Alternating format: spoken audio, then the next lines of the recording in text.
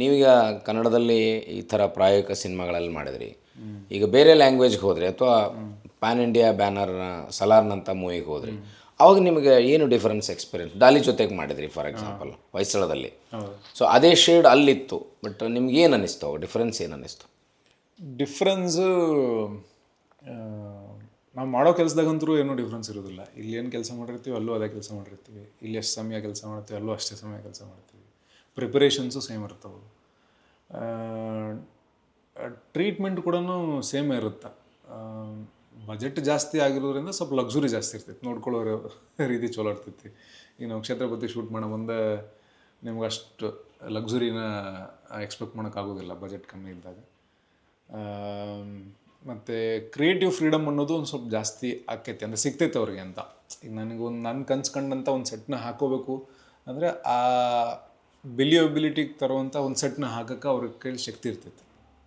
ಹಾಗೆ ಅಂದರೆ ನಾವು ನೋಡುವಂಥ ಸಿನಿಮಾದಾಗ ಆ ವ್ಯತ್ಯಾಸಗಳು ಕಾಣಿಸ್ತು ಹೊರತಾರೆ, ಮಾಡೋ ಕೆಲಸದಾಗ ಏನೂ ವ್ಯತ್ಯಾಸ ಇರೋದಿಲ್ಲ. ಎಕ್ಸ್ಪೀರಿಯನ್ಷಿಯಲ್ ಫ್ಯಾಕ್ಟ್ರು ಜಾಸ್ತಿ ಕೊಡ್ತಾವ ಸಿನಿಮಾಗಳು ಅಂತ. ಅಂದರೆ ಆ ಸೆಟ್ಟು ದೊಡ್ಡ ಸೆಟ್ಟು, ದೊಡ್ಡ ಸ್ಟಾರ್ ಕಾಸ್ಟು, ತುಂಬ ಜೈಜೆಂಟಿಕ್ ಆದಂಥ ಒಂದು ಕ್ಯಾನ್ವಾಸು. ಥಿಯೇಟ್ರಲ್ಲಿ ನೋಡಿ ಯಾಕೆ ಅಷ್ಟು ಜನ ಮುಗಿ ಬೀಳ್ತಾರೆ ನೋಡೋಕ್ಕೆ ಆ ಥರದ ಸಿನಿಮಾಗಳನ್ನ ಅಂತಂದರೆ ಆ ಥಿಯೇಟ್ರಿಕಲ್ ಎಕ್ಸ್ಪೀರಿಯನ್ಸ್ನ ಕಟ್ಕೊಡ್ತಾರೆ ಅವರು. ಅಬ್ಬರ ಇರ್ತದೆ ಅಲ್ಲಿ ಒಂದು ಸ್ಕ್ರೀನ್ ಮೇಲೆ ನೋಡ್ಬೇಕಾದ್ರೆ ಖುಷಿಯಿಂದ ಅದನ್ನು ರಾರಾಜಿಸ್ಕೊಂಡು ಸೆಲೆಬ್ರೇಟ್ ಮಾಡ್ಕೊಂಡು ನೋಡುವಂಥ ಒಂದು ಫೀಲ್ನ ತಂದುಕೊಡುವಂಥ ಸಿನಿಮಾಗಳು. ಸೊ ಮೇನ್ ಸ್ಟ್ರೀಮ್ ಕಮರ್ಷಿಯಲ್ ಸಿನಿಮಾಗಳ ಆ ಚಿಕ್ಕ ಬಜೆಟಿನ ಸಿನಿಮಾಗಳಿಗೂ ಕೂಡ ಆ ಥರ ಒಂದಿಷ್ಟು ಸೆಲೆಬ್ರೇಷನ್ ಸಿಕ್ಕೈತಿ.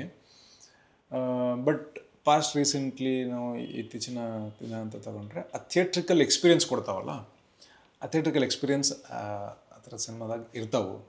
ಅದು ಒಂದು ವ್ಯತ್ಯಾಸ ಅಷ್ಟೇ. ಹೊಯ್ಸಳದಲ್ಲಿ ವಿಲನ್ ಮಾಡಿದ್ರಿ, ಹೊಂದಿಸಿ ಬರೆಯಿರಿ ಇಲ್ಲಿ ತುಂಬ ಎಕ್ಸ್ಟ್ರೀಮ್ ಅದಕ್ಕೆ ಅಪೋಸಿಟ್ ಆಗಿರುವಂಥ ಕ್ಯಾರೆಕ್ಟ್ರು. ಸೊ ಅದರಿಂದ Naveen can perform any kind of roles ಅಂತ ಪ್ರೂವ್ ಆಯಿತು. ಸೊ ಅದನ್ನು ಸಿನಿಮಾ ಲೋಕ ಹೆಂಗೆ ತೊಗೊಂಡಿದೆ? ಡೇ ಒನ್ನಿಂದ ರಿಸೆಪ್ಷನ್ ಚಲೋನೇ ಐತಿ. ಅಂದರೆ ಗುಲ್ಟೂನಿಂದ ಹಿಡಿದು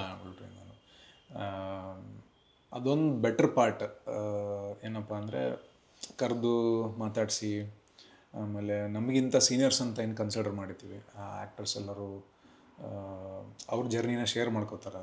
ಈಗ ದುನಿಯಾ ವಿಜಯ್ ಸರ್ ಕರೆಸಿದ್ರು ಒಂದ್ಸರಿ ಮನೆಗೆ ಕರೆಸಿ, ಅವರು ಒಂದು ಸಿನಿಮಾ ಮಾಡಬೇಕು ಅಂತ ಹೇಳಿದರು. ಆಮೇಲೆ ಧನು ನಮ್ಮದು ಫಸ್ಟ್ ಪಿಕ್ಚರ್ದು ಟ್ರೈಲರ್ ಏನೋ ಪಿಚ್ ವಿಡಿಯೋ ಮಾಡಿದ್ವಿ ನಾವು, ಆ ಟೈಮಿಂದನೂ ಸಪೋರ್ಟಿಗಿದ್ದರು. ಆಮೇಲೆ ವಸಿಷ್ಠ ಅವರಾಗಿರಲಿ, ನೀನಾ ಸತೀಶ್ ಅವರಾಗಿರಲಿ, ಅಪ್ಪು ಸರ್ ಮನೆ ಕರೆದು ಮಾತಾಡ್ಸಿದ್ರು, ಅವ್ರ ಬ್ಯಾನರಲ್ಲಿ ಒಂದು ಪಿಕ್ಚರ್ ಮಾಡ್ತೀನಿ ಅಂತ ಹೇಳಿದರು. ಆಮೇಲೆ ಸುಮಾರಷ್ಟು ಆ ಥರ ಬೇರೆ ನಿರ್ದೇಶಕರು ಮತ್ತು ಆ್ಯಕ್ಟರ್ಗಳು ಅವರೇ ಕರೆದು ಮಾತಾಡ್ಸೋದಂದ್ರೆ ಅರ್ಥ there is a quality in ನೀವು ಅಂತಲೇ ಅರ್ಥ. ಅಲ್ಲ, ಅದು ಅಂದರೆ ಇನ್ನೊಂದಿಷ್ಟು ಸಿನಿಮಾಗಳು ಮಾಡಬೇಕು. ಅಂದರೆ ಒಳ್ಳೆ ವರ್ಕ್ ನೋಡಿದಾಗ ಅಪ್ರಿಷಿಯೇಟ್ ಮಾಡ್ತಾರೆ, ಕರೀತಾರೆ, ಬೆಂತಟ್ತಾರೆ. ಆಮೇಲೆ ಅವ್ರ ಎಕ್ಸ್ಪೀರಿಯನ್ಸ್ ಶೇರ್ ಮಾಡ್ಕೋತಾರಲ್ಲ, ಅಂದರೆ ನಮಗಿನ್ನ ಭಾಳ ದೊಡ್ಡ ಹಾದಿ ಸವಿಸಿ ಆ ಸ್ಥಾನಕ್ಕೆ ಹೋಗಿರ್ತಾರಲ್ಲ, ಸೊ ಅವ್ರ ಎಕ್ಸ್ಪೀರಿಯನ್ಸ್ನೂ ಕಲ್ಕೊಳ್ಳೋದು ಭಾಳ ಇರ್ತೈತೆ.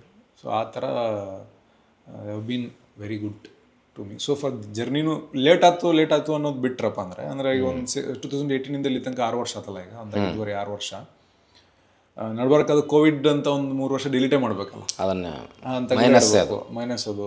ಅದ್ರ ನಡ್ಬಾರ್ಕೆ ಸಿನಿಮಾದಿಂದ ಸಿನಿಮಾ ಒಪ್ಕೋಬೇಕಾದ್ರಪ್ಪ ಅಂದರೆ ಟೈಮ್ ತೊಗೊಂಡು ಒಪ್ಕೋತೀನಿ. ಅದೊಂದು ರಿಜೆಕ್ಟ್ ಮಾಡಿದ್ದಿದೆ ಯಾವುದಾದ್ರೂ?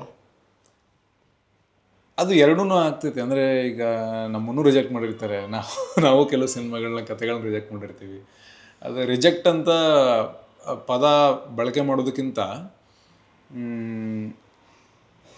ಅದು ನಮ್ಮ ಎಕ್ಸ್ಪೆಕ್ಟೇಷನ್ಗೆ ಅದು ಕತೆ ಕುಂದಿರಲಿಲ್ಲ ಅಂದರೆ, ಈಗ ಇಲ್ಲ ನಾವು ಬೇರೆ ಥರದ ಕತೆ ಮಾಡಬೇಕು ಅಂತ ಅಂದ್ಕೊಂಡಿದ್ರೆ ಅದು ತೀರಾ ಎಕ್ಸ್ಪೆರಿಮೆಂಟಲ್ ಆಗಿ ನಮ್ಮ ಆಲೋಚನೆ ಹೊಂತಿಲ್ಲ, ಯಾಕೋ ನಮ್ಗೆ ಡ್ರೈವ್ ಕ್ರಿಯೇಟ್ ಮಾಡ್ತಿಲ್ಲ ಅಂದಾಗ ಬೇಡ ಅಂತೀವಲ್ಲ.